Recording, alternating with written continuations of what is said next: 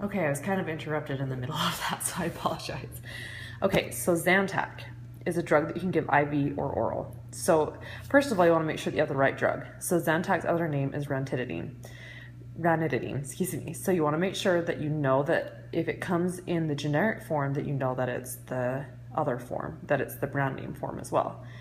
If it's the right dose. So like we talked about in the medication orders, is it really supposed to be 25 milligrams? Is it supposed to be 100 milligrams? How many is it supposed to be? Also, oral doses are different from IV doses, so make sure it's the right dose.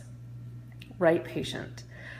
Right patient is verified by the patient's name and the patient's birth date on the band that is on them, not by a sticker, not by a note on the side, not by a picture, but by them, by that person. You're verifying it with them.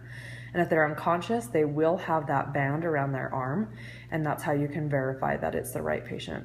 Right route. Okay, so this is where it gets interesting. I had a patient, well, it wasn't my patient.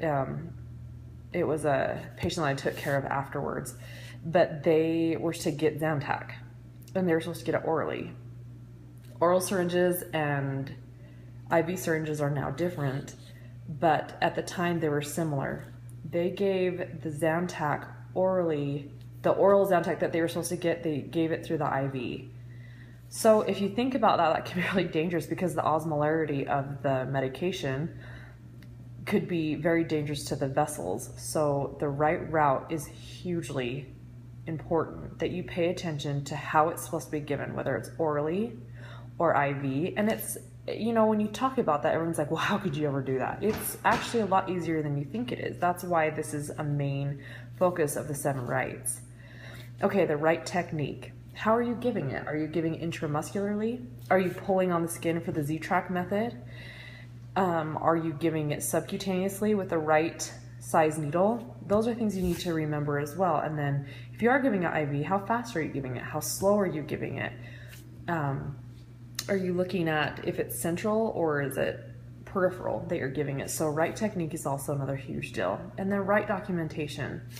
It is so pertinent that you write down the dose that was given, the person that it was given to, and the time that it was given to. So let's say that you charted that you gave it, and like 2 seconds later, the patient throws it up. All right, that's something that needs to be talked about. You need to go back in and say that the patient threw it up and report it to the doctor.